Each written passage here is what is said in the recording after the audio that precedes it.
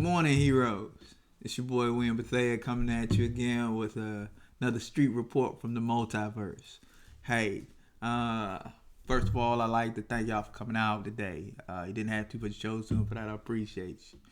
Look, just want to hit up a couple of titles that I was very surprised by. I'm telling you, it caught me off guard. I'm kind of into covers, but also I'm into trying to see how deep a storyline is just from looking at not just the cover, but is it trying to pull something else out of you?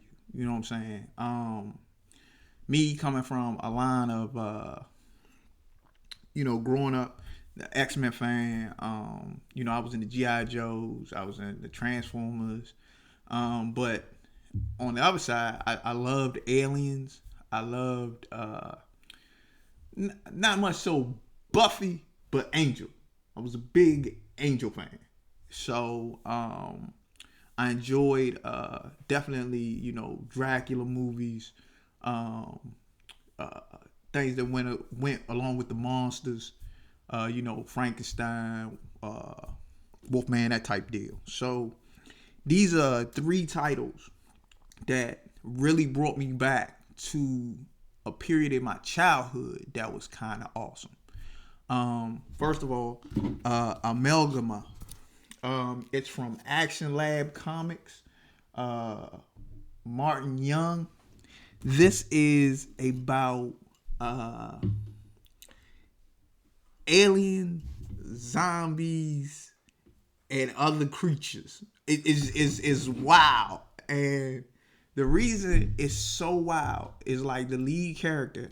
She is not just a creation, but she is a creation that has amnesia. So she's a living weapon, but she has amnesia, and she's going through on this planet, and it starts off on this planet where she has all these like mutant monsters like coming at her, and they're trying to not consume her, but to actually get inside of her. So she's like battling through these things, and she's finding that she's got all kind of tech inside herself that she didn't even know because of her amnesia.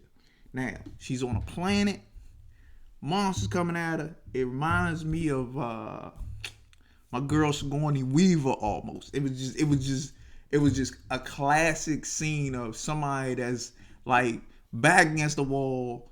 Let me use everything I got to kill as many of these things as I possibly can, and to find out that ultimately she has the ability, because of the tech inside of her, to clear out everybody. Once again, I'm gonna say the character kind of reminded me of Sigourney Weaver and Aliens, but then it was crush it back to the Bionic Woman, crush it back to even that wild girl in what was her name, Barbed Wire. I mean, she is so just off the chain with her attitude and how she was killing stuff. I was happy. I was happy. And then later on in the comic, you find that there are bounty hunters actually looking for her. And the reason that they're looking for her is because in their system, she is like the most wanted person in the system. So she's like a fugitive. So that was awesome. It was depth. I like the coloring. I like the creation. I like the storyline. Definitely, I would pick up this book. It's nice. This was issue number 2. Hey, like I said, it was a pickup, and I was like, yo, that deep. All right, now this here is Chastity. Chastity number 3. I have been with this since issue number 1. Okay, so another mature book. Definitely you get your Buffy the Vampire Slayer in this, right? But a working class Buffy the Vampire Slayer. That's what I would call this. This is somebody that was is half vampire, half human,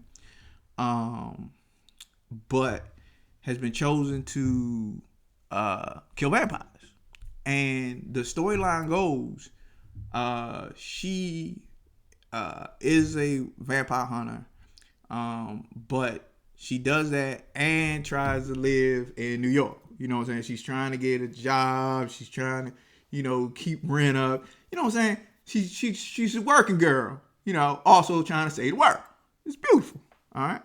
But in this, it leads her to, she was trying to get this one acting gig, and now going into this acting gig, kind of find out it was people that were trying to kidnap women to harvest their organs. So, yeah, that deep. So, unfortunately for them, they end up rolling up on her. And the last 3 issues have been her dealing with not only being kidnapped, but trying to get out of this situation. It's a very empowering type of comic in a reference of, you have people that look like that they were out, they were done the rights, but due to her, the others feel more capable of fighting, and now they're trying to fight out their situation. And the wild thing about this comic is, and I enjoy it, is the fact that even though, you got people that are engaged in these acts, it's different when you get that resistance. You know what I'm saying? It's one thing to have a bunch of people that, hey, look, we locked them away, we get ready to drop them off to another person, and that's that. Yo, I might got a gun, but am I that go hard type? You know what I'm saying? Where it shows, everybody ain't ready for that war. You know what I'm saying? Everybody, you get these people in these positions, they think they making an easy buck. All I gotta do is play the block. When things get hot though, are they really to deal with that heat? And I'm telling you, in this comic, she bring that heat. So, this one, this is them trying to escape, and they take some losses, the crew, but they still stay fighting, trying to get out of their situation. There's another person with abilities in it on the bad side. It's unique how it came out, but the cool thing is, even though there's somebody that could lay hands on our hero still fought. Our hero still fights. So, definitely good pickup, good storyline, good artwork, and for a mature book, it's actually very deep as far as, decisions that we make, times where you gotta stand up, the situation of where you at, you know what I'm saying? And sometimes certain enemies turn out to be your friends because of the way situations pose themselves. So, Chastity number 3, definitely good pickup, yo. I would get that, yo. Now, alright. So y'all saw in the last video me and my man did. I found out, cause I'm not into the Avengers. I mean, you see me with the Cap junk on, but I'm not really that Avenger dude. Alright. I like Captain America. Captain America I love. But the Avengers, to me, were always that group that it was like a bunch of solo cats coming together, like, for one thing. Like the movies portrayed them. That's how I used to look at them when I was younger. Because it was like everybody that really had the difference had their own solo jump. Like Cap had his own solo title. The Hulk had his own solo title. Hawkeye had his. I mean, it was like everybody was solo heroes, and they just came together in the Avengers. Whereas the X-Men, it was the X-Men, and then they got little titles here and there, but they were mostly like one shots or 4-part miniseries, and this is back in the early 90s, late 80s when I got it. It was, the X-Men and then little stories here and there. Whereas the Avengers was, here's Avengers, but, you can watch them on this separate comic. And it just, like, the only dude that with the X-Men that had his own ongoing series, like, religiously was Wolverine. Which, I don't want to digress on that. Wolverine, all right? So, but later on, the X universe got bigger. My man Cable got his own joint. I was really happy about that. But the dynamic was different. Now, enter Savage Avengers number 8, where I first see Conan the Barbarian. All right. When I was a kid, I loved Conan. Wait a minute. But I never thought of getting him in a comic. I was like, Conan was like that movie. It was Arnold Schwarzenegger. It was Conan, Red Sonja. That was my mythos, and that was it. If I wanted to get my fix on Conan, I would just pop in the VHS. Yes, I said VHS thing. Pop in that joint, get my Conan fix. Being away from him for so long, and then Haddock telling me, yo, he's a part of the Marvel Universe. I'm like, what? No, Conan ain't in the joke. Conan ain't got his own series. I've seen him in comic shop. But Conan ain't with, like, Captain America now. Yo, when I read this title, I was too through. Nah, this Conan. This is my Sumerian. This Conan. He is nothing but Conan in this thing. I don't know why I've been away from Conan. I look, if there's one dude on your team that you just can't have on your team, it's Conan. Alright. It just happened to be with this title, Conan is pretty much by himself. So Dr. Doom has gotten Conan and is trying to find this, trying to get Conan to give him this powerful relic. And Doctor Strange has felt it in the Force, whatever. He picked this up and it's like, oh, it's in our universe. I need to go get it. Gotta find out, I know where it's at. It's by Doctor Doom. Okay, let me go see what Doctor Doom trying to do. Kind of find out he roll up on Conan. So it's Conan, Doctor Strange, and Doctor Doom. Alright, you talk about the odd couple. This is totally not what you expect in any title. Matter of fact, let me express this. This was pure comedic genius. I'm sorry. Conan, Doctor Doom, and Doctor Strange trying to work together to beat a villain that comes out of Conan's universe. So the technicalities on how they got together, I am a little hazy on. They try to address a little bit of it in this title. Because I'm just jumping in. But I'm just saying this.